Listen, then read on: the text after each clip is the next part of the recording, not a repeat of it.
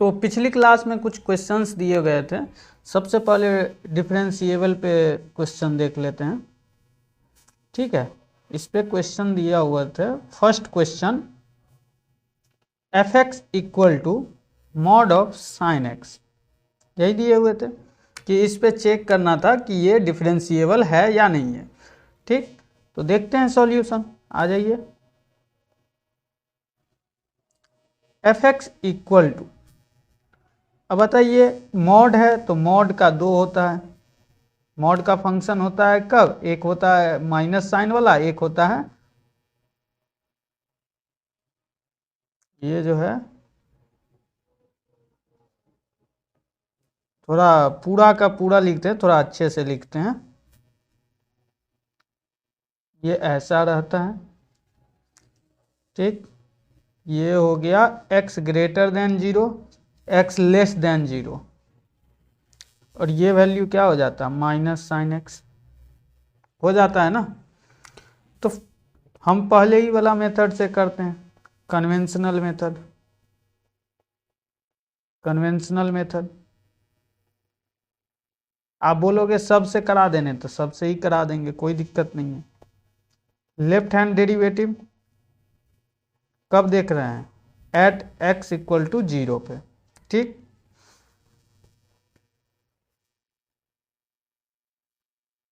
यहाँ रहा होगा वैल्यू 0 से less, 0 minus, F x equal to 0 minus पे वैल्यू क्या है, यही है ना, माइनस साइन एक्स है। चलिए लिमिट लेते हैं। Limit h tends to 0 minus F of A plus H बोले थे ना, minus F of A upon H equal to limit h tends to 0 minus, ये हो जाएगा minus sine X upon X. अब इसका वैल्यू आप बता दीजिए, कोई भी निगेटिव वैल्यू आएगा, यही ना, कोई भी निगेटिव वैल्यू आएगा। राइट हैंड लिमिट में देख लीजिए, एट x इक्वल टू 0, ये ऐसा रहा होगा, ये 0 है, राइट हैंड साइड है तो ये ऐसे, ये 0 प्लस। ओके, तो इसका लिमिट ले लेते हैं, 0 plus F of A plus H minus of F A upon H equal to लिखिए। अब बताइए यहाँ पे क्या हो जाएगा, साइन एक्स अपॉन एक्स, यही होगा ना। ये वैल्यू क्या आएगा, कोई पॉजिटिव वैल्यू आएगा, आएगा ना, कोई पॉजिटिव वैल्यू आएगा ये। अब बताइए ऊपर में आया negative value, left hand side देखिए निगेटिव आया है और ये आया है पॉजिटिव, तो आप बताओ लेफ्ट हैंड लिमिट यानी लेफ्ट हैंड डेरिवेटिव क्या हो रहा है, ये अपने आप,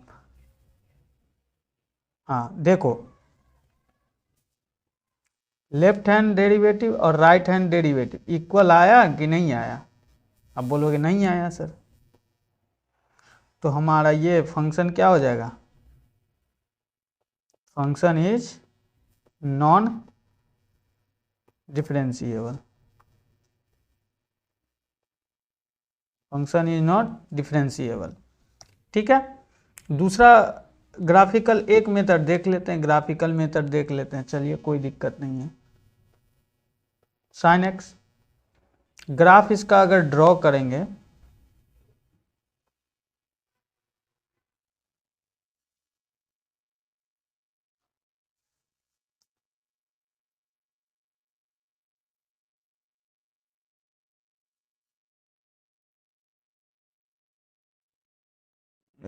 वन मिनट, ऐसा ही रहने दीजिए।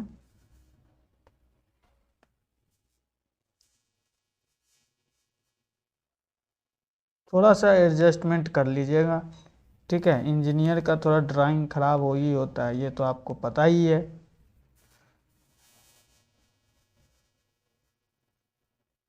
ये ऐसा रहा होगा,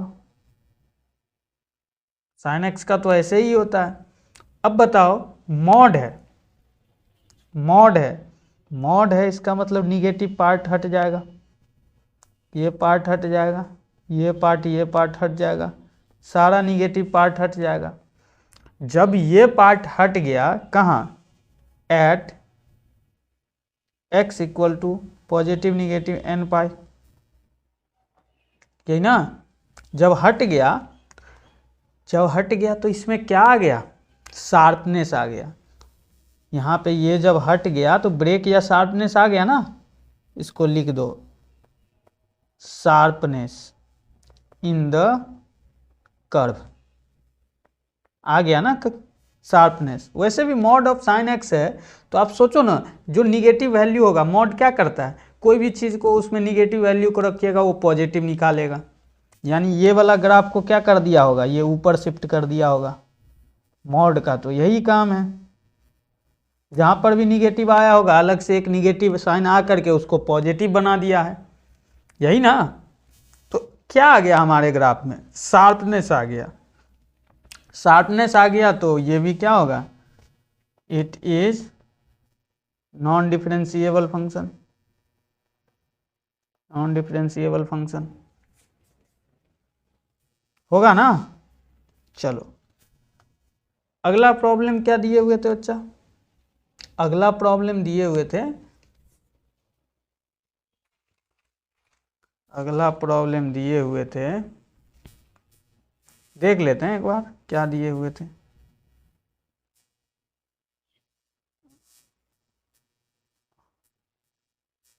कहाँ पे, एक और प्रॉब्लम शायद दिए होंगे।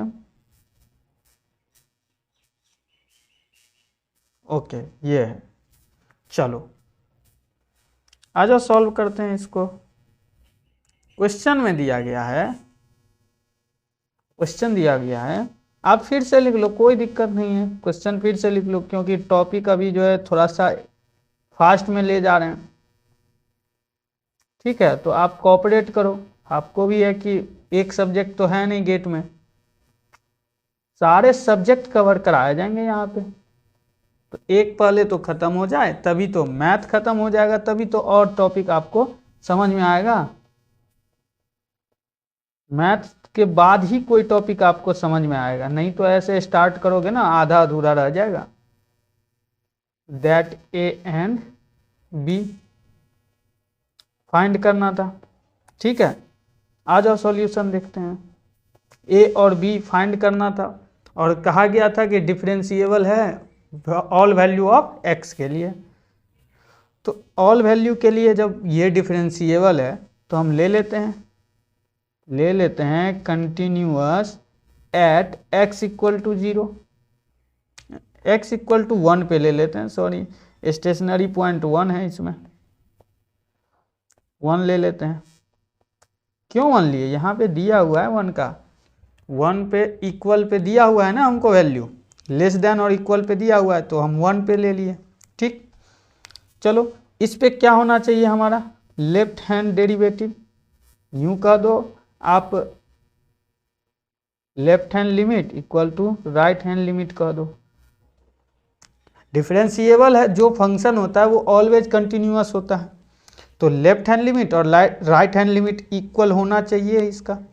तो ले लेते हैं, लेफ्ट हैंड लिमिट में क्या 1 माइनस पे एफ एक्स, और right hand limit x tends to 1 plus पे, दोनों इक्वल होना चाहिए जब कंटिन्यूअस है तो लगाओ property, x tends to 1 X square plus 3x plus a equal to limit x tends to 1, क्योंकि चूंकि x इक्वल टू 1 पे ले रहे हैं तो वैल्यू 1 पुट करेंगे। फंक्शन के लिए बस हमको 1 माइनस और 1 प्लस करना है। अब बताओ, पुट कर दिए जब वैल्यू x इक्वल टू 1, तो हमारा देख लो कंडीशन आ गया, a और b में रिलेशन आ गया, हमारा आ गया ना। इक्वेशन नंबर 1 ले लो इसको। अब क्या बोला गया है कि ये फंक्शन डिफरेंशिएबल है ऑल वैल्यू के लिए, तो ये फंक्शन डिफरेंशिएबल भी तो होगा एट x इक्वल टू 1 पे, होगा ना।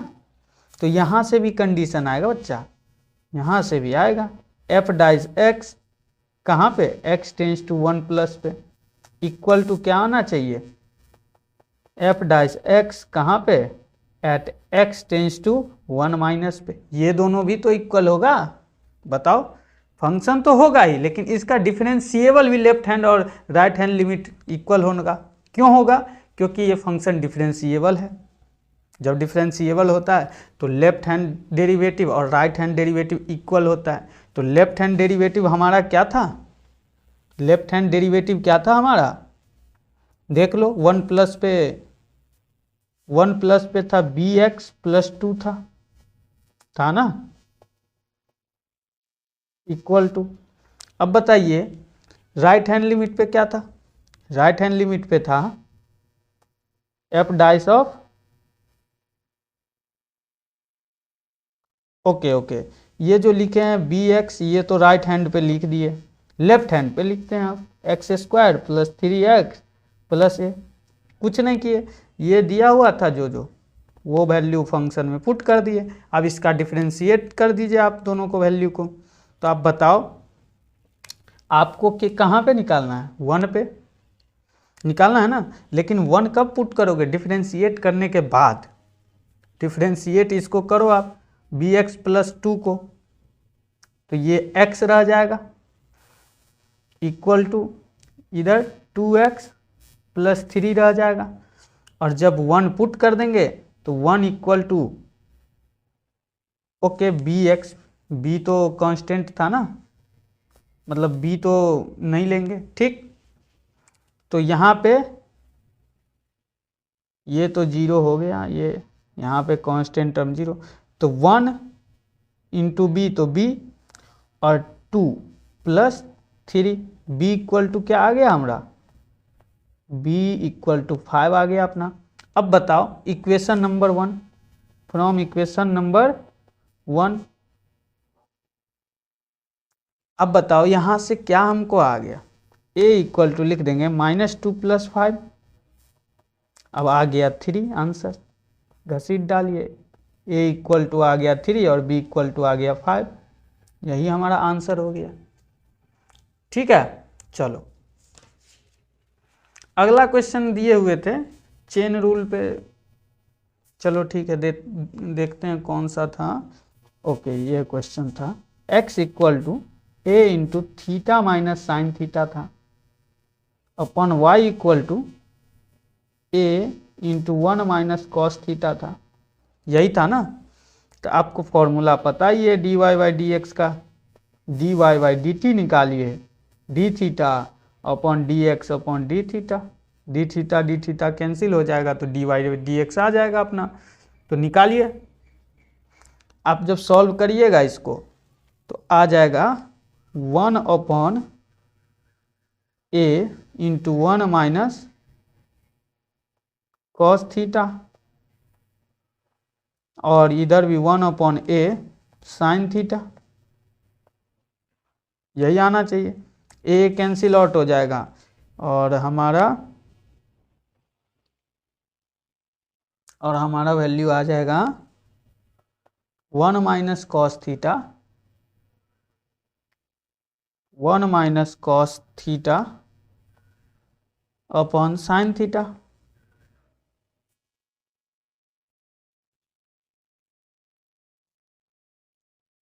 यही आ जाएगा।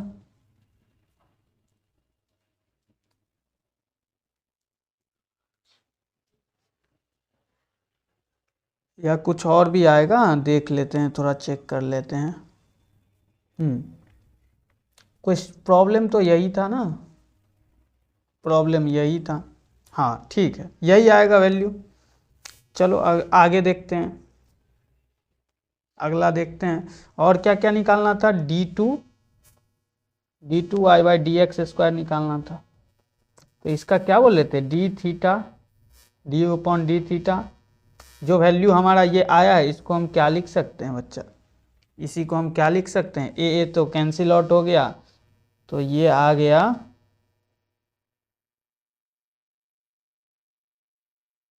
इसको साइन थीटा है तो इसको 2 sine theta by two cos theta by two लिख सकते हैं upon 2 sine square theta by two लिख सकते हैं ना ऐसा। तो यहाँ से हमारा ये तो कैंसिल आउट हो गया, साइन 2 साइन, तो आ गया कॉट थीटा बाई टू, ऊपर में यही वैल्यू आ गया। ठीक, और नीचे में देख लो यही वैल्यू क्या करना था, dy by D x put करना था और इनटू क्या कर देना था 1 अपॉन ए माइनस ए इंटू 1 माइनस कॉस थीटा, यही पुट करना था ना अपना फॉर्मूला था ना D T upon D x into. तो चलो निकाल लो, वैल्यू निकाल लो, माइनस ये हो गया cosec square theta upon two, theta upon two का 1/2 इंटू 1 अपॉन ए, ये तो ज्यों का त्यों हो जाएगा, ये हटा दो, 1 माइनस कॉस थीटा। चलो इसको थोड़ा सा सॉल्व कर लेते हैं, 1 upon two minus 1 upon two sine square theta by two into 1 upon 2a sine square theta by two. थोड़ा सा कन्वर्ट करके लिख लेते हैं, कॉसेक 4 थीटा बाई टू, यही हमारा आंसर आ गया। ठीक है, तो ये कैसे हुआ ये तो पता चल गया। अगला क्वेश्चन था हमारा, अब था क्वेश्चन सारा एमवीटी में था, ठीक, मीन वैल्यूज थ्योरम में था। क्वेश्चन नंबर 1 दिया गया था कि if F x equal to 1 plus x log 1 plus x on 0 से 1 the value of c element of 0 to 1 by MVT, यही था ना क्वेश्चन हमारा। बोला गया था कि अगर एफ ऑफ एक्स ये है तो आप एमवीटी से सी का वैल्यू निकालो, जो कि कितना और कितना के बीच में होना चाहिए, 0 और 1 के बीच में। ठीक, तो आप क्या करना, सबसे पहले क्या करना था इस प्रॉब्लम में, एफ एक्स लिखना है आपको, 1 plus x into log of 1 plus x, यही था। ये इसको मानिए जी ऑफ एक्स और इसको मानिए एच ऑफ एक्स। ठीक, अगर एक है पॉलिनोमियल, एक है क्या, एक है लॉगरिथमिक, तो क्या होगा, दोनों क्या होगा, फंक्शन डिफरेंशिएबल और कंटिन्यूअस दोनों होगा। ठीक, तो इसका मतलब है कि अगर हमारा फंक्शन डिफरेंशिएबल भी है और क्या है, कंटिन्यूअस भी है, चलो थोड़ा लिख ही देते हैं, जी ऑफ एक्स क्या है, पॉलिनोमियल है। पॉलिनोमियल फंक्शन क्या होता है, ऑलवेज कंटिन्यूअस और ऑलवेज डिफरेंशिएबल।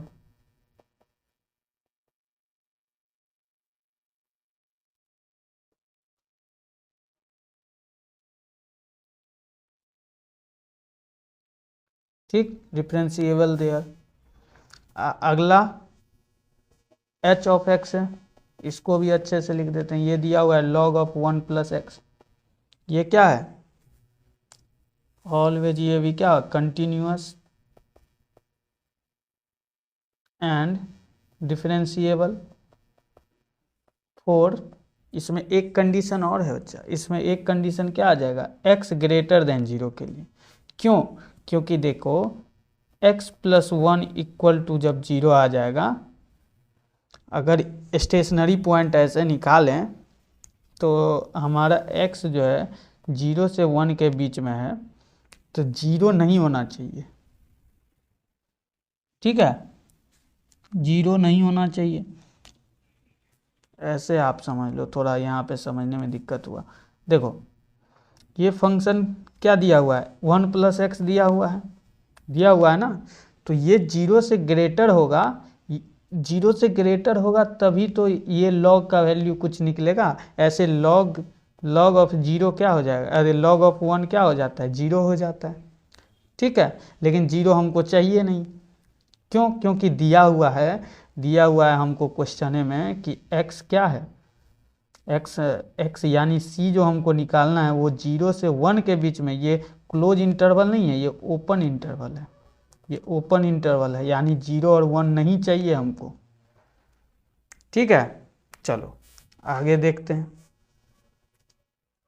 तो f ऑफ x गिवन है, इस दोनों का मल्टीप्लिकेशन, तो ये भी क्या होगा, कंटिन्यूअस और डिफरेंशिएबल। ये तो बतेबे किए थे पिछले कंसेप्ट में, मल्टीप्लिकेशन है तब भी ये कंटिन्यूअस और डिफरेंशिएबल होगा। तो अब हमारा जब ये सब साबित हो चुका है, दो कंडीशन हमारा सेटिस्फाई हो गया, तो हम क्या लगा सकते हैं, LMVT। LMVT आपको क्या बोले, हर एक कंडीशन में आप लगा सकते हैं। ठीक, LMVT क्या बोलता था कि f dice of x equal होगा 1 प्लस एक्स और 1 plus x into 1 plus log of 1 plus x, यानी कि f डाइस x निकाल लिए, और ये कितना के इक्वल होना चाहिए था, इसको थोड़ा सिंप्लीफाई करके लिख लेते हैं। c में क्या बोला था कि हमको बोला था कि f डाइस ऑफ c होता है equal f of b minus f of a upon b minus a होता है ना। तो हम एक डेरिवेटिव निकाल लिए, इसका डेरिवेटिव निकाल लिए और इसी को इक्वल कर देंगे क्या चीज़ के, f of b minus f of a upon b minus a, इसी के इक्वल कर देंगे, हमारा कंडीशन आ जाएगा। देखो f डाइस ऑफ c क्या हम निकाले, 1 प्लस लॉग इंटू 1 प्लस सी, और हमारा ये value log of 2 minus 0 upon 1 minus 0, यही ना। f ऑफ b 0 है तो वो तो 0 हो गया, और इधर पुट कर दिया अपना वैल्यू। तो अब इसका वैल्यू निकाल लो, ये क्या आ गया, log of e plus log of 1 plus C equal to log of 2 और 2 का स्क्वायर में आ गया एक। तो लॉग ऑफ, इसको 1 प्लस सी लिख दिए, इंटू ई लिख सकते हैं, दोनों तो लॉग में ही है, इक्वल टू लॉग ऑफ 4 लिख सकते हैं। अब लॉग से लॉग कैंसिल आउट कर दें अगर, तो 1 plus C into E equal to 4, इसीलिए c इक्वल टू क्या लिख देंगे, c इक्वल टू क्या लिख देंगे, 4 upon E to the power -1, और इसी को 1.471, ई का वैल्यू -1 0.472, यही अपना आंसर आ गया, यही अपना आंसर आ गया। आप निकाल लेना कैलकुलेटर से, आ जाएगा, यही वैल्यू आएगा। ठीक, तो ये हमारा आंसर हो जाएगा। दूसरा क्वेश्चन क्या था दिया हुआ था, दूसरा क्वेश्चन दिए हुए थे कि आपको निकालना है if F x equal to x square, ये तो बहुत आसान है, g of x equal to x cube on क्या 1 से 2, और यहाँ पे क्लोज इंटरवल है, then find c by MVT बोला था ना। तो देखो कोई दिक्कत नहीं है, अब याद करो कॉची, दो जब फंक्शन था तो बोले थे ना कॉचीज थ्योरम लगाना है, तो वो क्या बोला था, क्या बोला था, देखो यहाँ पे क्वेश्चन में गिवन है कि तो कॉची जो है क्यों अप्लीकेबल है, क्योंकि दोनों है पॉलिनोमियल, दोनों पॉलिनोमियल है, इसका मतलब ऑलवेज डिफरेंशिएबल और ऑलवेज कंटिन्यूअस। तो हमारा क्या आना चाहिए, F dash C upon G dash of C equal to क्या, F of B minus F of A upon G of B minus G of A, यही ना, कॉची यही बोला था। तो डिफरेंशिएशन इसका कर देंगे 2x स्क्वायर एक्स 2x, तो x के जगह पे c 3c square equal to 4 minus 1 upon 8 minus 1, value put कर दिए 1 और 2। ठीक, तो यहाँ से c हमारा क्या आ जाएगा 14/9, जो कि एलिमेंट है 1 के 2 का। 1 से 2 का एलिमेंट है। चलो अगला एक क्वेश्चन क्या था, अगला क्वेश्चन दिया हुआ था, अगला एक और क्वेश्चन दिए हुए थे कि f of x equal to root under of X square minus 4 on 2 4 then value of c, element of क्या चाहिएगा 2 और 4 बाय MBT। अब बताओ कैसे निकालोगे, कैसे निकालोगे? ये बिल्कुल आसान है। क्या करोगे? सबसे पहले तो आप बोलोगे सर हम एफ एक्स इक्वल टू ये लिख लेंगे root under of X square minus 4, और इसको ही x माइनस 4 को ले लेंगे ग्रेटर देन इक्वल टू 0, और x ये आ जाएगा हमारा स्टेशनरी पॉइंट। इसके लिए क्या होना चाहिए? Function continuous, continuous. और यही केस में जब x इक्वल नहीं होना चाहिए, क्योंकि डिफरेंशिएबल के केस में x नहीं आता है इक्वल टू में, तो x ग्रेटर देन 2 पे चूंकि क्या लगा हुआ है, एक सेकेंड क्वेश्चन में, हाँ ठीक ही है, ये क्या होना चाहिए डिफरेंशिएबल, ये होना चाहिए इस कंडीशन में।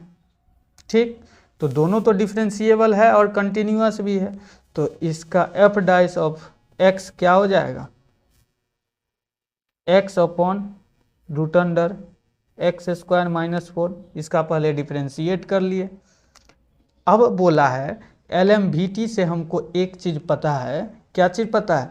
कि एफ डाइस ऑफ c क्या होता है, एफ डाइस ऑफ c क्या होता है? F of b minus F of a upon b minus a, यही होता है।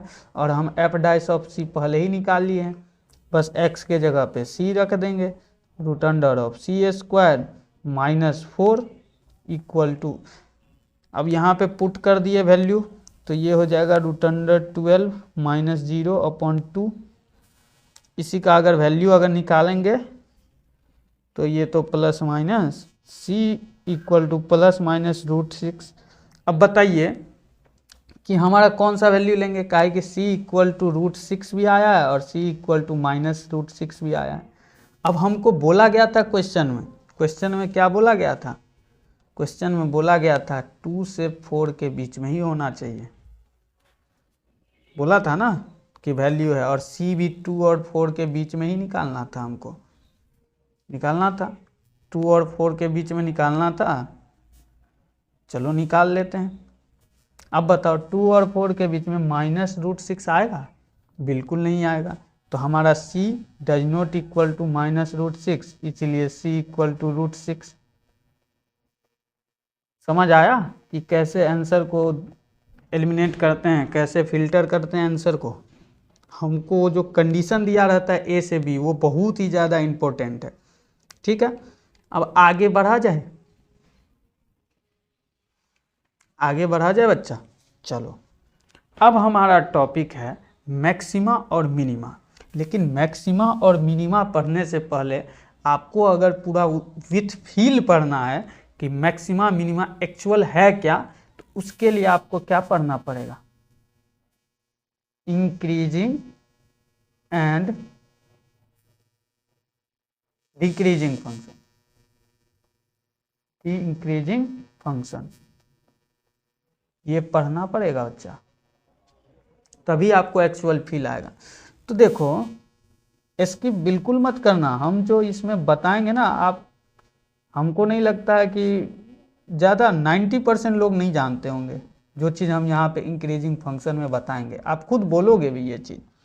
अब देखो कितना लोग क्या बोल देता है कि इंक्रीजिंग फंक्शन तो यही होता है कि ऐसा ग्राफ है, ऐसा ग्राफ है, ग्राफ खींच देना है और ऐसा एक कर्व ले लेना है, ये हमारा x1 हो जाता है और ये हमारा x2 हो जाता है, और इसको हम रट लेते हैं ऐसे कि x को अगर इंक्रीज किया जाए तो f ऑफ x भी इंक्रीज किया जाएगा, हो जाएगा। मतलब अगर x को इंक्रीज करेंगे तो f ऑफ x भी इंक्रीज होगा, तब हमारा फंक्शन इंक्रीजिंग कहलाएगा। लेकिन ऐसा बिल्कुल नहीं है बच्चा, ऐसा बिल्कुल भी नहीं है। कितना बुक में इतना ये भी है, कि x को अगर हम डिक्रीज किया जाए इसी का उल्टा, तो हमारा f ऑफ x भी क्या होगा, डिक्रीज होगा। तो इसी को इंक्रीजिंग फंक्शन बोलते हैं, क्योंकि उल्टा लोगे अगर x2 लिए तो x2 से नीचे है x1, है ना। लेकिन एक चीज़ आप याद रखना, यहाँ पे एक चीज़ याद रखने वाला पॉइंट है, for all value of x in between x1 and x2, यानी कि इंक्रीजिंग फंक्शन तब होगा जब हमेशा x1 और x2 के बीच में कोई भी ऐसा वैल्यू ले, वो अगर x से इंक्रीज हो रहा है तो हमारा फंक्शन इंक्रीज होना चाहिए। कहने का मतलब ये है कि अगर सपोज हम अगर ऐसा फंक्शन ले लें, सपोज अगर हम ऐसा फंक्शन ले लें, ऐसा ले लें, कह दे कि ऐसे और ऐसे और ऐसे कर दें, तब भी ये फंक्शन हमारा इंक्रीजिंग होगा? बिल्कुल नहीं होगा। क्यों?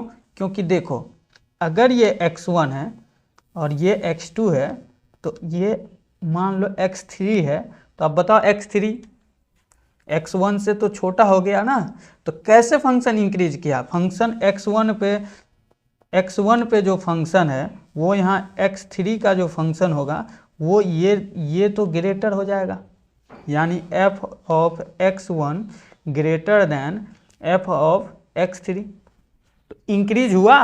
नहीं हुआ ना। ये बड़ा होना चाहिए फंक्शन, लेकिन बड़ा तो हमारा यही हो गया। तो हमारा फंक्शन जो है इंक्रीजिंग फंक्शन हम बोलेंगे? नहीं बोलेंगे।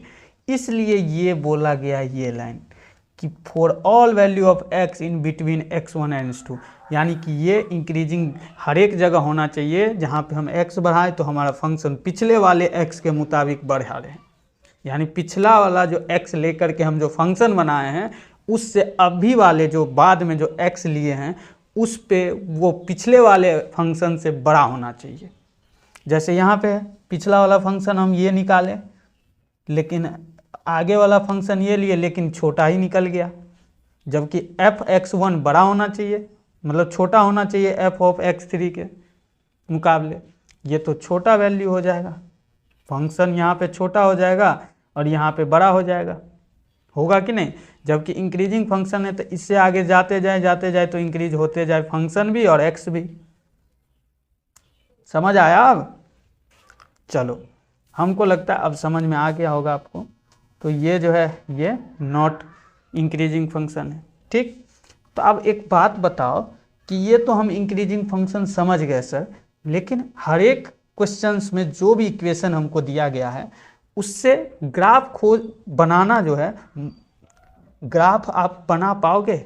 बनाना हर एक का मुमकिन है? जो भी क्वेश्चन दिया गया है उसमें जो भी आपको इक्वेशन दिया हुआ है x का या y का, जो भी का, हर एक का तो ग्राफ बनाना पॉसिबल नहीं है। तो सर हम कैसे समझेंगे इंक्रीजिंग और डिक्रीजिंग फंक्शन? उसके लिए क्या किया गया बच्चा? उसके लिए एक और अप्रोच किया गया, मैथमेटिकल अप्रोच। उसके लिए किया गया मैथमेटिकल अप्रोच, और बोला गया कि ऐसे हमारा अगर होता है इंक्रीजिंग फंक्शन, ऐसा होता है अगर हमारा इंक्रीजिंग फंक्शन, ये हमारा x1 मान लो, ये हमारा x2 मान लो, ठीक। तो आप इस पे टेंजेंट ड्रॉ करो, इस पे टेंजेंट ड्रॉ करो, देख लो टेंजेंट इस पे अगर टेंजेंट ड्रॉ करेंगे हो जाएगा। एक थोड़ा सा टाइम दीजिए। इस पे अगर टेंजेंट हम ले रहे हैं, ऐसा ले रहे हैं, ये कटा हुआ नहीं है, ठीक है, यही है लाइन। इस पे अगर टेंजेंट ड्रॉ करें तो ये हमारा अगर α1 कह दें, एक सेकेंड, इसको बोल दें कि ये हमारा अल्फा है, ये जो एंगल है α1, ठीक। और ये हमारा है, इस पे अगर हम टेंजेंट ड्रॉ करें, इस पे अगर हम टेंजेंट ड्रॉ करेंगे अगर, तो इस पे α2 दो एंगल आएगा। अब देख लो, कर लो ड्रॉ, कर लो ड्रॉ, ऐसा कोई होगा ये मान लो कि अल्फा 2 है, अल्फा 2 है, तो अल्फा 1 और अल्फा 2 आप माइंड में इसको थोड़ा ये कर लो टेंजेंट ड्रॉ। अगर माइंड में टेंजेंट ड्रॉ कर लेंगे तो दोनों जो अल्फा 1 और अल्फा 2 है वो हमारा क्या आया है बच्चा, देख लो, ये क्या आया है, लेस देन 90 डिग्री आया है कि नहीं आया है, लेस देन 90 डिग्री आया है। आप बोलोगे हाँ सर ये बात तो है, लेस देन 90 डिग्री होता है उसको क्या बोलते हैं, एक्यूट एंगल आया है, वो आया है ना। एक्यूट एंगल अगर आया है इसका मतलब क्या है, इसका मतलब ये है कि हमारा tan अल्फा जो है वो ग्रेटर देन 0 आया है ना। और इसी को ये जो है tan को क्या बोला जाता है, टेंजेंट स्लोप ऑफ टेंजेंट बोला जाता है ना। अगर ये जो एंगल हम निकाले हैं ये अल्फा और अल्फा 2 को, उसको तो स्लोप मानेंगे, ये जो स्लोप लिए हैं ये, और tan लगा दिए तो स्लोप ऑफ टेंजेंट, तो इसका स्लोप ऑफ टेंजेंट आएगा वो भी ग्रेटर देन 0। tan अल्फा को स्लोप ऑफ टेंजेंट लिखे और स्लोप ऑफ टेंजेंट को हम क्या लिख सकते हैं, पीछे ही पढ़े हुए हैं, बता दो ये होगा कि नहीं होगा, बोल दो। आप बोलोगे बिल्कुल होगा। अब ठीक है ये तो हो गया सर। अब एक और पॉइंट है कि आप पूछोगे सर कि इंक्रीजिंग तो हम समझ गए कि dy बाई डी एक्स अगर हम निकालेंगे हमारा ग्रेटर देन 0 आ जाएगा तो हम बोल देंगे इंक्रीजिंग फंक्शन है। लेकिन दूसरा पूछ दे कि मोनोटोनिकली इंक्रीजिंग फंक्शन क्या होता है, ये क्या होता है फिर, तो याद रख लेना यहाँ पे स्टेशनरी पॉइंट भी आ जाए ना, अभी समझा देते हैं। अगर पूरा dy by D X greater than 0 आए, एकदम स्ट्रिक्टली आए, तभी वो क्या हो जाएगा, मोनोटोनिकली इंक्रीजिंग फंक्शन हो जाएगा। आप करके देख लो। ऐसा मान लो ये देखो, ये तो सीधा लाइन खींचती है, देखो ये, हाँ ये जो है यहाँ पे देखो x1 और यहाँ पे देखो x2, ये मोनोटोनिकली है। इसका अगर हम डिवाइड बाई डी एक्स निकालेंगे तो ग्रेटर देन 0 आएगा। लेकिन अगर इसी को ऐसे बोल दिया जाए, थोड़ा अच्छे से कर देते हैं इसको, एक सेकेंड, थोड़ा अच्छे से कर देते हैं, ऐसा बोल दिया जाए, ऐसा ग्राफ दे दिया जाए और ये बोल दे x1 और ये हो गया x2 अपना, और ये हो गया अपना C पॉइंट। अब बताओ कि C पे अगर हम टेंजेंट ड्रॉ करेंगे तो पैरेलल टू x एक्सिस हो जाएगा कि नहीं हो जाएगा। तो यहाँ पे जो हमारा टेंजेंट है, टेंजेंट अल्फा, वो क्या है, 0। यानी अगर टेंजेंट 0 है तो dy बाई डी एक्स 0 है एट C पे, है कि नहीं। लेकिन फिर भी हमारा फंक्शन क्या है, इंक्रीजिंग है ना। तो हमारा ये कहना है, कहने का मतलब ये हुआ कि जब ये कंडीशन आए तो आप इसको क्या बोल दोगे, इंक्रीजिंग फंक्शन। और जब ये आ जाए, इसी को थोड़ा ऐसे लिख ले, एट C पे ऐसा था ना, यानी एक पॉइंट के लिए ही बस था 0 पे, इसके बाद तो फिर इंक्रीज ही है ना। तो जब ऐसा आ जाए तो इसको बोल देंगे क्या, ये तो हो गया मोनोटोनिकली इंक्रीजिंग, ये हो जाएगा अपना इंक्रीजिंग फंक्शन, ये अपना हो जाएगा इंक्रीजिंग फंक्शन। यानी कि स्टेशनरी पॉइंट जिसमें नहीं हो, यानी कि इक्वल टू नहीं लगा हो, वो होगा increasing function, monotonically increasing function, और जिसमें लगा हो वो होगा इंक्रीजिंग फंक्शन। क्यों, मोनोटोनिकली का अर्थ ये है, इसका मतलब, इसका मीनिंग ये है कि कोई भी स्टेशनरी पॉइंट नहीं, लगातार बढ़ते ही का बढ़ते ही है, बढ़ते ही बढ़ते, कहीं पे भी कोई रुका नहीं है, ब्रेक नहीं है। लेकिन यहाँ पे तो ब्रेक है ना, यहाँ पे आके रुक गया, लेकिन फिर से इंक्रीज ही हुआ। समझ आया? चलो ठीक है, अगला देखते हैं। अगला देख लो, डिक्रीजिंग फंक्शन। अगला टॉपिक देख लो, डिक्रीजिंग फंक्शन।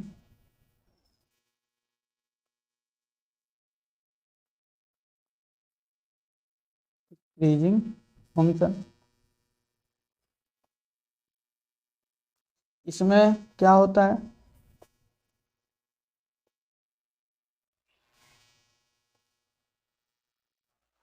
ये देखो हमारा ये क्या है, x2 और ये ले लो x1, ठीक है, x1 और x2।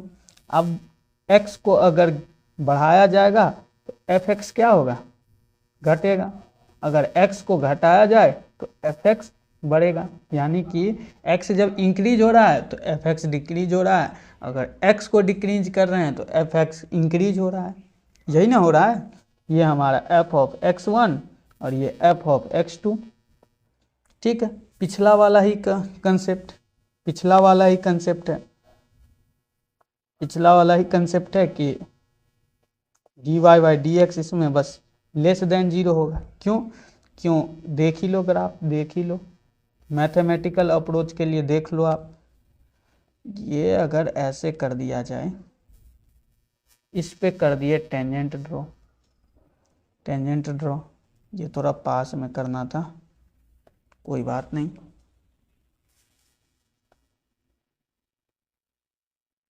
ये ऐसा टेंजेंट कर दिए।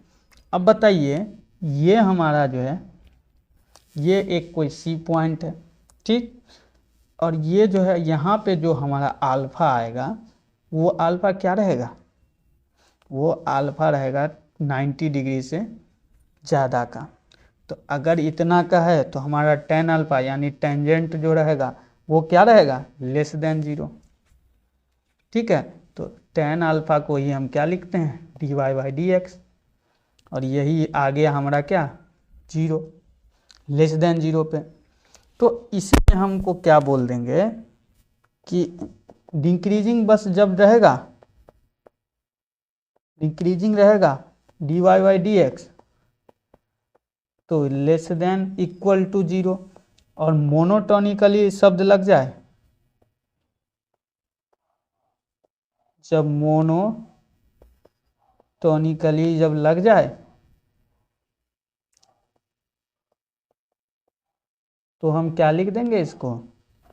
dy by D X equal to, बस हटा देंगे, लेस देन जीरो, ठीक है। तो आप आसानी से बना सकते हो इसका क्वेश्चन। एक एग्जांपल ले लेते हैं, समझ लेते हैं इसी से। Find the interval, find the interval in which y equal to x cube minus 3x plus 2 is. आपको दोनों फाइंड करना है, इंक्रीजिंग और डिक्रीजिंग दोनों फाइंड करना है। चलो देखते हैं कैसे करेंगे। आप सबसे पहले क्या बोलोगे? Sir dy by D X तो निकालना ही पड़ेगा, कुछ भी है, 3x स्क्वायर माइनस 3 हो गया। अब स्टेशनरी पॉइंट के लिए, स्टेशनरी पॉइंट के लिए हम क्या किए कि इसका इक्वल टू जीरो दे दिए। इक्वल टू अगर जीरो दे दिए तो देखो 3x स्क्वायर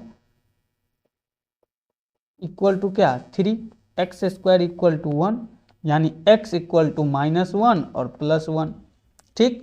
तो अब बताओ, अब बता दो कि ये हमारा नंबर लाइन हो गया, यहाँ पे है -1, यहाँ पे है +1, ठीक, +1 है। अब एक बात बताओ, ये दो टाइप का इंटरवल हमको निकालना है। इस साइड दे दिए इंक्रीजिंग और इस साइड दे दिए डिक्रीजिंग, इस साइड दे दिए डिक्रीजिंग।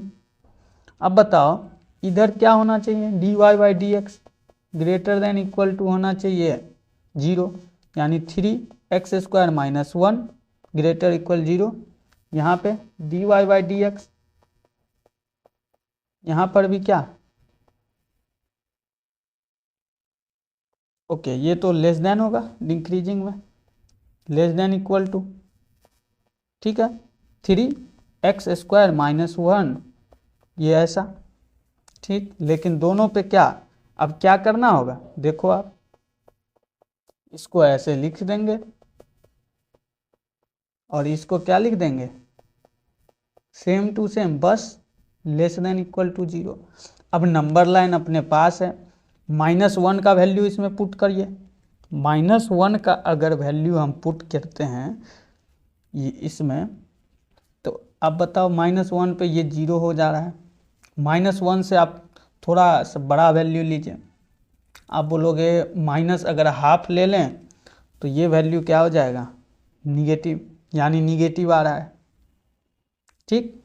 तो आप dy by D X greater के लिए क्या होगा, यानी 0 से बड़ा वैल्यू के लिए आना चाहिए। जब 0 से बड़ा वैल्यू आएगा हमारा, तब क्या होना चाहिए, देख लो, अगर इससे -1 से अगर छोटा वैल्यू ले रहे हैं तो हमारा वैल्यू क्या आ रहा है, अगर छोटा वैल्यू ले रहे हैं तो हमारा वैल्यू देख लो, यहाँ पे आप लिख दो ऐसा, ये आ रहा है पॉजिटिव, ये आ रहा है निगेटिव, और ये भी आ रहा है पॉजिटिव। जहाँ पे पॉजिटिव आ रहा है वो हमारा हो गया इंक्रीजिंग फंक्शन, और जहाँ पे निगेटिव आ रहा है वो हो गया डिक्रीजिंग फंक्शन।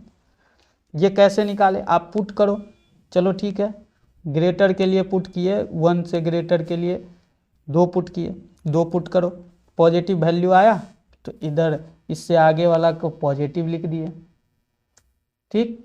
अब है +1 से नीचे और -1 से ज़्यादा वैल्यू 0 ले लिए, अगर 0 ले लेंगे x तो भी तब हमारा तो -1 है तो निगेटिव वैल्यू आएगा, 0 लेंगे उसके लिए निगेटिव वैल्यू आएगा। अगर -2 से कोई बड़ा वैल्यू ले रहे हैं, कोई और छोटा वैल्यू, सॉरी -1 से छोटा, -2 के लिए देख लीजिए, -2 है, -2 है और -1 है, तब हमारा वैल्यू क्या आ रहा है, इधर पॉजिटिव आ रहा है ना, ठीक है। जब पॉजिटिव और इधर निगेटिव आ रहा है, इसका मतलब है कि जहाँ जहाँ ये जो पॉजिटिव आया है, यानी -∞ से -1 यूनियन 1 से इन्फिनिटी, यहाँ तक हमारा क्या होगा, इंक्रीजिंग फंक्शन। और डिक्रीजिंग कहाँ तक कहाँ होगा, जहाँ पे लेस देन इक्वल टू आया है हमारा, -1 से 1 आया है, सिर्फ लेस देन इक्वल टू 0। और हमारा क्या दिया हुआ था क्वेश्चन में, क्वेश्चन में दिया गया था कि आप इंटरवल निकालो, इंटरवल तो निकाल दिए हैं, आपसे ये नहीं ना पूछा है कि मोनोटोनिकली जब नहीं पूछा है तो ये तो हमको लगाना पड़ेगा इक्वल टू साइन। अगर मोनोटोनिकली पूछता तो इक्वल टू साइन नहीं लगाते, ये क्लोज इंटरवल भी नहीं होता, ठीक है। ये क्लोज इंटरवल इसलिए लिए हैं क्योंकि स्टेशनरी पॉइंट को लेना ही है, दोनों में लेना है स्टेशनरी पॉइंट, ठीक है। 1 और -1 स्टेशनरी पॉइंट है, ठीक है। चलो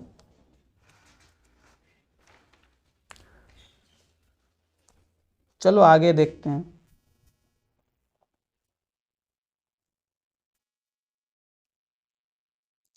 आगे हमारा है, थोड़ा इसी को थोड़ा रिवाइज कर लो कि ये क्या था, dy बाई डी एक्स जो था ग्रेटर इक्वल पे था increasing function, dy by D x जब लेस देन इक्वल टू जो 0 था तब था decreasing function, decreasing function.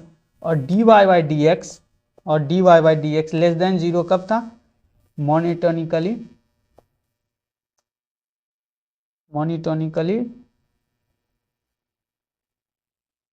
Increasing, less than है तो डिक्रीजिंग, और dy by D X greater than 0 तब मोनोटोनिकली इंक्रीजिंग था ना। और dy by D X equal to जब 0 था तो ये क्या था, स्टेशनरी पॉइंट। स्टेशनरी पॉइंट इसको कितना लोग क्या बोलते हैं, क्रिटिकल पॉइंट भी बोलते हैं, और एक और बोलते हैं, कितना लोग इसको बोलेंगे क्या, टर्निंग पॉइंट। यहीं पे आदमी यहीं से टर्न हो जाता है, इंक्रीजिंग और डिक्रीजिंग में कन्वर्ट हो जाता है। ठीक है, तो अब चलते हैं, अगला है टॉपिक हमारा। ये सब बेस तैयार हो रहा है किस चीज के लिए, मिनिमा मैक्सिमा के लिए। Nature of the curve, nature of the curve y equal to F x.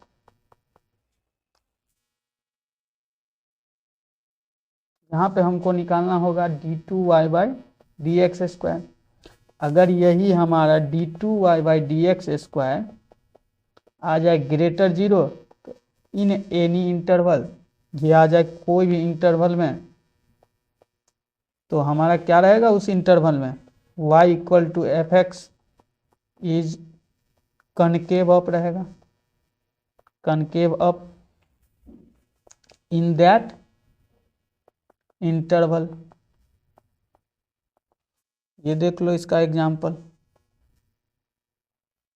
ये ए और ये बी,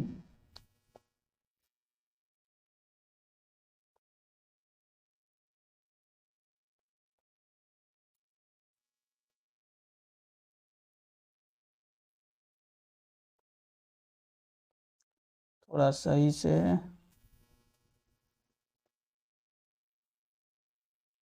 ऐसा, ठीक। ये पॉजिटिव वाला क्योंकि ग्रेटर 0 है, या एक और ग्राफ इसका हो सकता है ऐसा,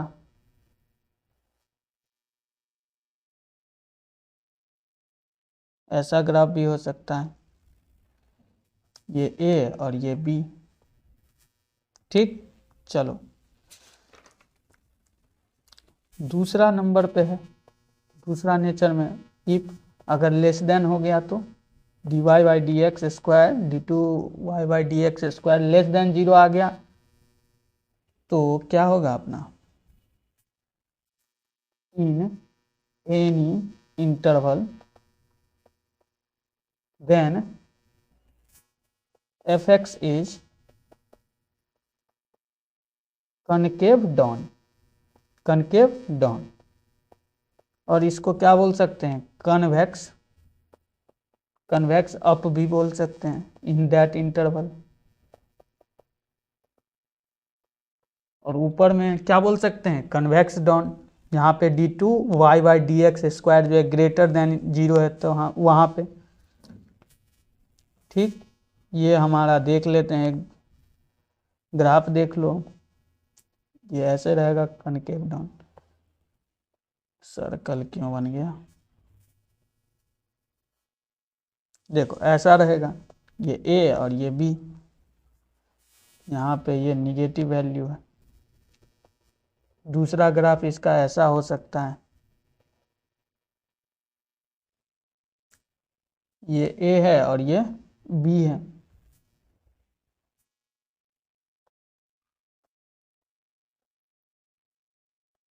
अगला देख लेते हैं,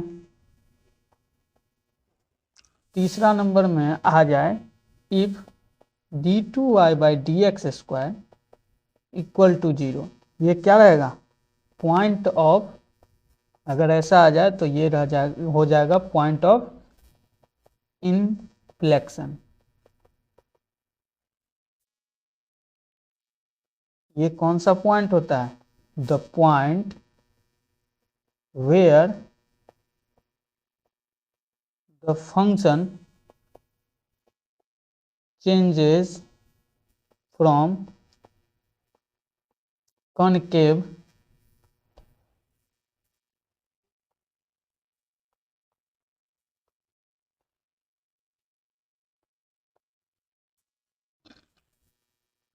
concave up to concave up to convex up, और वाइस वर्सा।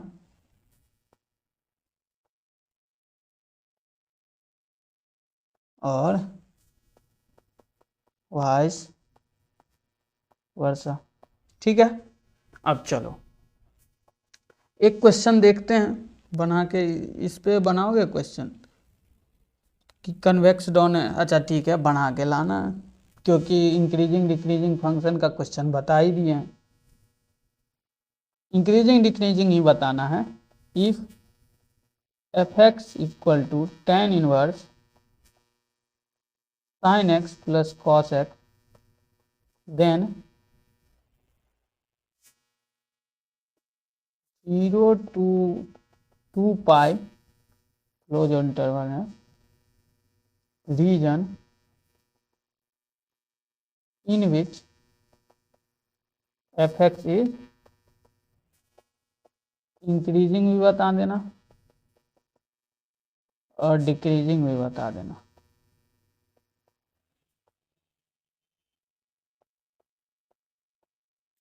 और डिक्रीजिंग भी बता देना, दोनों बता देना। ठीक है, अगला चलो, अब हमारा टॉपिक स्टार्ट करते हैं मैक्सिमा और मिनिमा। अब हमारा टॉपिक स्टार्ट होता है मैक्सिमा एंड मिनिमा। ये टॉपिक स्टार्ट होता है। देखो कितना आसानी से समझते हैं। देखो इसका जो प्रोसीजर क्या होता है वो समझना है हमको पहले। ठीक है, प्रोसीजर कैसा होना चाहिए तो देख लो आप। एक तो ऐसा दिया रहे, दोनों ग्राफ समझेंगे।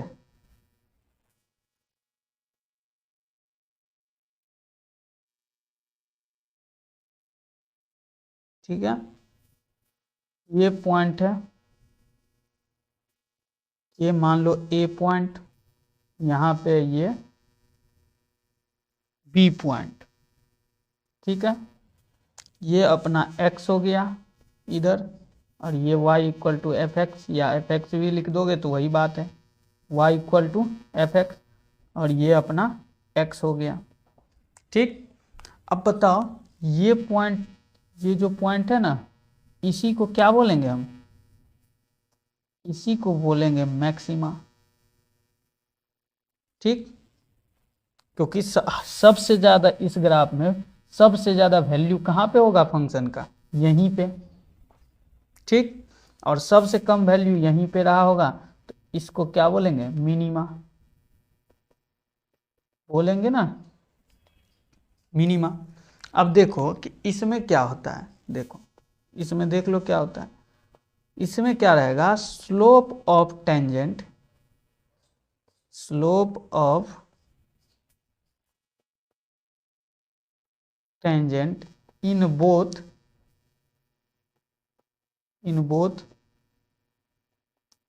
the cases equal to zero. क्यों जीरो रहेगा? आप एक बात बताओ कि यहाँ पे अगर टेंजेंट ड्रॉ करेंगे पैरेलल टू एक्स एक्सिस, यहाँ पर अगर ये टेंजेंट ड्रॉ करेंगे यहाँ पर भी पैरेलल टू एक्स एक्सिस, या फिर दूसरा लैंग्वेज में अगर कह दो तो अगर यहाँ पे टेंजेंट है तो आप बताओ थीटा का वैल्यू यहाँ पे क्या होगा? जीरो। यहाँ पर भी थीटा का वैल्यू क्या? जीरो। तो D Y by D X या फिर टेंजेंट जो वहाँ पे होगा वो भी क्या होगा? जीरो होगा ना। तो यहाँ पे भी D Y by D X equal to zero, और यहाँ पर भी D Y by D X equal to zero होगा ना। बताओ, तो यहाँ पे लिख देंगे कि tan theta equal to zero. इसी को थोड़ा अच्छे से क्या लिख सकते हैं? स्लोप है तो D Y by D X equal to zero. दूसरा point, D two Y by D X square जो होगा वो क्या होगा? Less than zero. किसके लिए? फॉर, बताए थे पीछे, कन्वेक्स अप के लिए, या इसी को क्या बोल सकते हैं, कनकेव डाउन। कनकेव डाउन, और यही क्या होता है अपना, मैक्सिमा होता है ना। कनकेव डाउन और कन्वेक्स डाउन पीछे में बताए थे ना अभी जस्ट। और एक और पॉइंट, जब d2y/dx² हमारा आ जाए क्या, ग्रेटर देन 0, तो ये होगा फॉर कनकेव अप, या इसी को क्या बोल देंगे, कन्वेक्स डाउन। कन्वेक्स डाउन, यही हमारा पॉइंट होता है मिनिमा। अब समझ में आया। तो हम क्या क्या करेंगे सर, तो देखो प्रोसीजर इसका क्या है, प्रोसीजर क्या है इसका निकालने का, प्रोसीजर क्या है। फर्स्ट नंबर में आप dy/dx फाइंड करोगे क्या है, और फिर दूसरा क्या करोगे, आप दूसरा पॉइंट पे निकाल लोगे कि dy/dx इक्वल टू 0 करके क्या निकाल लोगे, स्टेशनरी पॉइंट। स्टेशनरी पॉइंट निकाल लोगे। ठीक, मान लो stationary point A B C आया ना, मान लो 3 वैल्यू आया ए बी सी। तो हम चेक तीसरा क्या करेंगे, तीसरा हम चेक करेंगे कि d2y/dx² हमारा क्या आ रहा है। अगर ये वैल्यू हमारा आ गया लेस देन 0 ए पर, तो हमारा क्या होगा, इसके लिए लेस देन जब आता है तब क्या होता है, मैक्सिमा होता है ना। और बी में अगर d2y/dx² आ गया ग्रेटर देन 0, तो ये हमारा क्या हो जाएगा, मिनिमा। ऐसे कैसे सॉल्व करना ये हम बता रहे हैं आपको। ठीक, अगर तीसरा पॉइंट पे क्या आ गया कि d2y/dx² on C equal to 0 आ गया, तो टेस्ट फेल। टेस्ट फेल पे क्या होता है, न ही आपका मैक्सिमा होगा न ही मिनिमा होगा। ये पॉइंट थोड़ा और क्लियर वे में आप समझ लो, इसको अच्छे से बता ही देते हैं। Equal to 0 but d3y/dx³ does not equal 0, that y equal to fx has point of, बताए थे ना पीछे, inflection, point of inflection at x equal to, ये जो पॉइंट जो भी आया है C, neither maxima nor minima.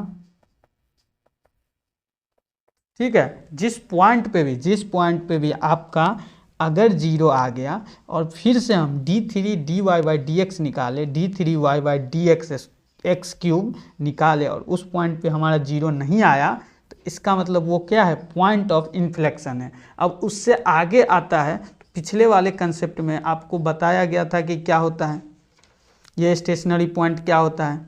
इस पॉइंट पे क्या होता है कि concave up to convex down जाएगा, या वाइस वर्सा, यानी कि मिनिमा से मैक्सिमा हुआ होगा या मैक्सिमा से मिनिमा हुआ होगा उस पॉइंट पे। ठीक, अब एक और कंडीशन समझ लो, एक और कंडीशन। अब बोलोगे कि सर ये तो समझ लिए, लेकिन एक और चीज़ क्या होता है, लोकल मिनिमा और लोकल मैक्सिमा क्या होता है।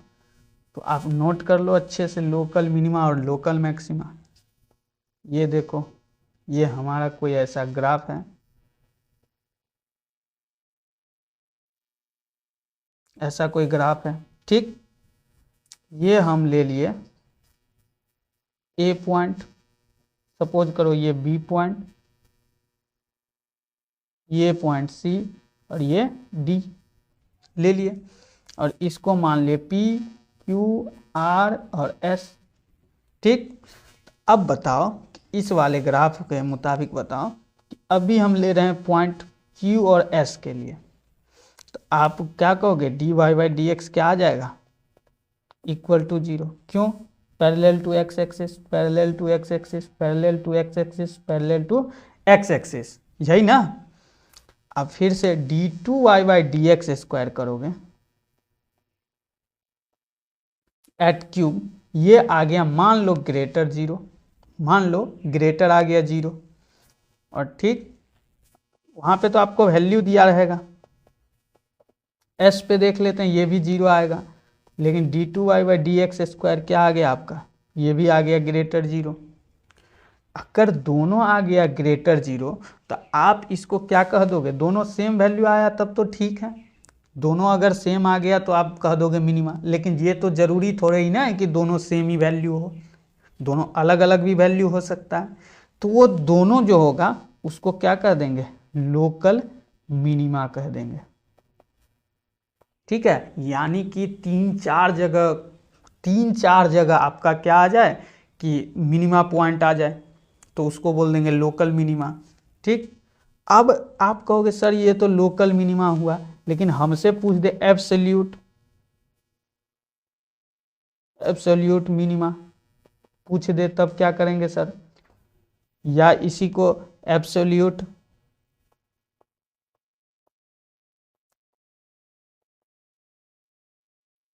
एब्सोल्यूट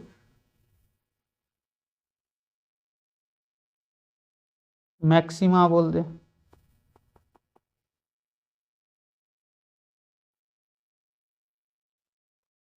ओके ओके, एक सेकेंड, ये नहीं होगा, मिनिमा वैल्यू अभी हम देख रहे थे ना, तो ये कैसे हो जाएगा, एब्सोल्यूट मिनिमम वैल्यू पूछ दे, मिनिमा वैल्यू पूछ दे, या मिनिमम वैल्यू पूछ दे, या डायरेक्ट क्या रहे, डायरेक्ट रहे मिनिमम वैल्यू, या डायरेक्ट रहे मिनिमम वैल्यू, तो क्या होगा, तो इस दोनों पॉइंट में से जो सबसे छोटा हो, यानी minimum point of y at q, समझे, समझ आया, यानी कि मिनिमम पॉइंट q और s, ये दोनों में से जो भी मिनिमम वैल्यू रहे, अगर सपोज कर लो q आया, q हमारा मिनिमम वैल्यू था, तो ये हमारा q हो जाएगा मिनिमम वैल्यू, जो छोटा हो, ये दोनों में से जो भी छोटा हो वो मिनिमम वैल्यू हो जाएगा, ठीक। और इसी पॉइंट पे क्या रहेगा, मिनिमा रहेगा। चलो ठीक है, अब कहोगे सर कि दूसरा पॉइंट के लिए बताओ, P और R के लिए बताओ। अब देखो P और R के लिए बता रहे हैं, यहाँ और यहाँ पॉइंट के लिए बता रहे हैं, तो देखो P और R पॉइंट के लिए देख लो, dy/dx यहाँ पर भी क्या आएगा 0, क्योंकि पैरेलल टू एक्स एक्सिस आ रहा था, या एंगल वहाँ पे 0 था। अगर हमारा ये आ गया P पे लेस देन 0, और Q R पे भी क्या आ गया, P पे भी आ गया और R पे भी आया लेस देन 0, तो ये हमारा क्या रहेगा, इसी को क्या बोलेंगे, लोकल मैक्सिमा बोलेंगे। अब आपसे पूछेगा कि एब्सोल्यूट बताओ, एब्सोल्यूट मैक्सिमा बताओ, या इसी को लिख देगा एब्सोल्यूट मैक्सिमम वैल्यू, या इसी को लिखते हैं मैक्सिमम वैल्यू लिख दे, तो आप क्या करोगे, तो इस दोनों में से, यानी जो भी मैक्स रहे, जो भी बड़ा रहेगा y ऑफ P और y ऑफ R में, जो भी बड़ा रहे, मान लो अगर y ऑफ R बड़ा था तो ये आंसर हो जाएगा, जो भी बड़ा रहे वो आंसर हो जाएगा। अब समझ आया। चलो अब है कि वैल्यू कैसे निकालेंगे सर, एक और सिली पॉइंट होता है, वैल्यू तो आप निकाल ही लिए खैर, तो अब है कि एक और सिली मिस्टेक हो सकता है आपसे, तो देख लेते हैं उस सिली पॉइंट को भी दूर किया जाए, उस सिली पॉइंट को भी क्या किया जाए, दूर किया जाए। चलो अगर आप निकालें, मान लो कि आपको दिया गया है A से 2, A से B दिया हुआ है ओपन इंटरवल, ओपन इंटरवल दिया हुआ है क्वेश्चन में। आप क्या किए, dy/dx पहले चेक किए, वो आया 0, और इस स्टेशनरी पॉइंट पे आप निकाले क्या, CDE। जो भी आपका कर्व दिया है उसको डिफरेंशिएट करके 0 के इक्वल किया, और ये 3 पॉइंट आप निकाले स्टेशनरी पॉइंट। अब निकाल लिए, लेकिन यहाँ पे क्या था, ओपन इंटरवल। तो आप A B यानी वैल्यू तो ये दोनों भी है, लेकिन ये दोनों वैल्यू को हमको देखना भी नहीं है कि ये मिनिमा है मैक्सिमा है, कहीं पे भी नहीं देखना है। ठीक है, अगर मैक्सिमम वैल्यू पूछा है तो maximum of y of c देखेंगे, d और e, इस तीनों में से जो भी हमारा मैक्सिमम रहेगा वो आंसर हो जाएगा। अगर इसी में मिनिमम वैल्यू पूछे, अगर मिनिमम आ गया है तो मिनिमम वैल्यू अगर पूछ दे तो y of c, y of d और y ऑफ e, ये तीनों में जो सबसे छोटा रहेगा वैल्यू, अगर मिनिमा आया तो फिर ये हम देखेंगे, चेक करेंगे। ठीक, और दूसरा पॉइंट कि अगर दे दे क्लोज इंटरवल, क्या दे दे, क्लोज इंटरवल दे दे, क्लोज इंटरवल दे दे dy/dx इक्वल टू 0, और इसका वैल्यू रहे CDE, 3 वैल्यू रहे, तो आप यहाँ पे क्या करोगे, अगर पूछ दे मैक्सिमम वैल्यू तो यहाँ पे देखो क्या है, क्लोज इंटरवल। आपको ये भी चेक करना होगा, y ऑफ A भी चेक करना है और y ऑफ B भी चेक करना है, और जो पॉइंट आया है वो भी चेक करना है, और जो भी इन सब में से मिनिमम वैल्यू आएगा, मैक्सिमम वैल्यू आएगा, वो अपना आंसर हो जाएगा। ठीक, इसी तरह से similarly minimum value, minimum of y of A, y of B, यानी इंक्लूड करना है ए बी को, ऊपर में नहीं इंक्लूड हुआ था, क्यों, क्योंकि ऊपर में क्या था, क्लोज इंटरवल, ओपन इंटरवल था ऊपर, और नीचे है क्लोज इंटरवल, इसलिए। ठीक है, चलो और क्वेश्चन एक देख लेते हैं। ठीक है, एक क्वेश्चन देख लेते हैं, चलो एक क्वेश्चन देख लेते हैं। Find the maximum and minimum value in, देखो यहाँ पे क्लोज इंटरवल है 1 to 6, fx इक्वल टू दे दिया है, fx इक्वल टू दे दिया है x cube minus 9x square plus of 24, ठीक, प्लस 5 भी दिया हुआ है। चलो सॉल्यूशन निकालते हैं। अब सबसे पहले क्या बोले थे आपको कि dy/dx निकालना, निकालें, क्या होगा 3x स्क्वायर माइनस 18x, और इसको हम क्या कर दिए, 0 के इक्वल कर दिए, स्टेशनरी पॉइंट आया 0 और 6, हम क्या किए 0 और 6, अब देखो ये ले लिए, 0 और 6 तो लेंगे ही, 0 और 6 तो लेंगे ही, लेकिन एक और वैल्यू क्या है, 1 है, समझ आया, 6 तो ले ही लिए, 1 छूट रहा था, तो 1 भी क्या करना है, इसमें लेना है, समझे क्यों हम बोले थे पिछला कंसेप्ट। चलो 6 से अगर ज़्यादा वैल्यू ले रहे हैं और इस इक्वेशन में पुट कर रहे हैं तो हमारा पॉजिटिव वैल्यू आ रहा है, अगर 6 से नीचे का ले रहे हैं निगेटिव, ये भी आ रहा है पॉजिटिव और ये भी आ रहा है निगेटिव। चलो तो अब एक चीज़ बताओ कि dy/dx जो है वो ग्रेटर देन 0 कहाँ कहाँ पे है, 0 से 1 और यूनियन 6 से यहाँ तक इन्फिनिटी तक, यहाँ पे ओपन इंटरवल हो जाएगा, ये जो है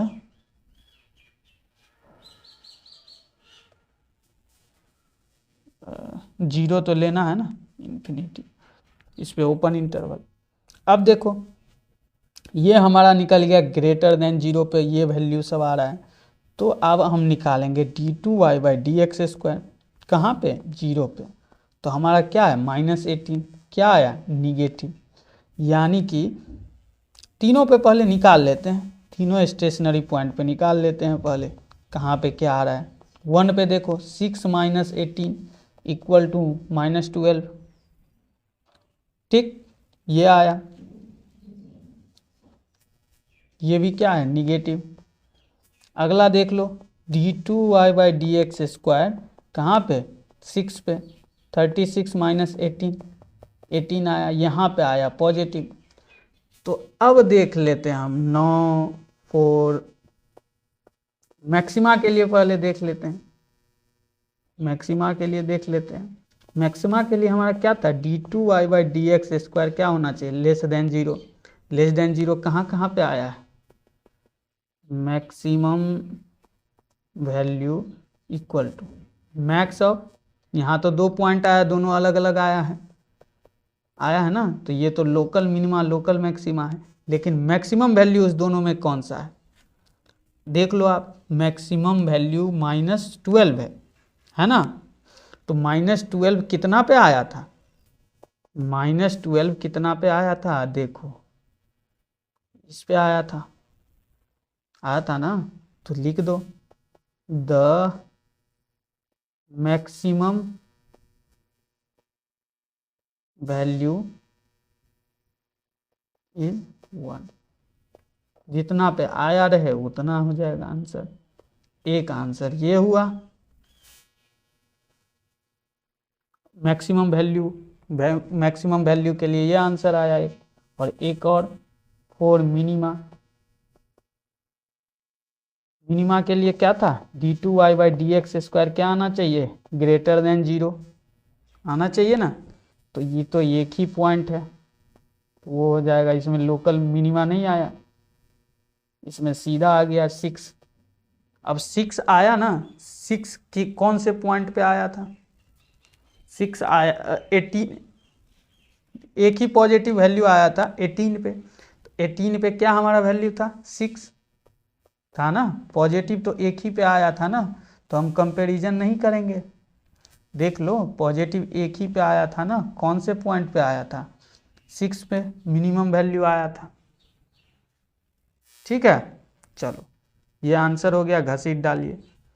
एक और टॉपिक बचता है बच्चा, अगर करना चाहो तो कर सकते हैं, कोई बड़ा टॉपिक तो है नहीं, लेकिन चलो ठीक है अगले क्लास में मिलते हैं, अभी ज़्यादा हो गया, ठीक है। चलो मिलते हैं अगले क्लास में, अगले क्लास में हम पढ़ेंगे, देखते हैं अगला टॉपिक टेलर सीरीज और 2 वेरिएबल, अभी तो 1 वेरिएबल पर है मैक्सिमा एंड मिनिमा, ठीक। चलिए ठीक है, मिलते हैं अगले क्लास में।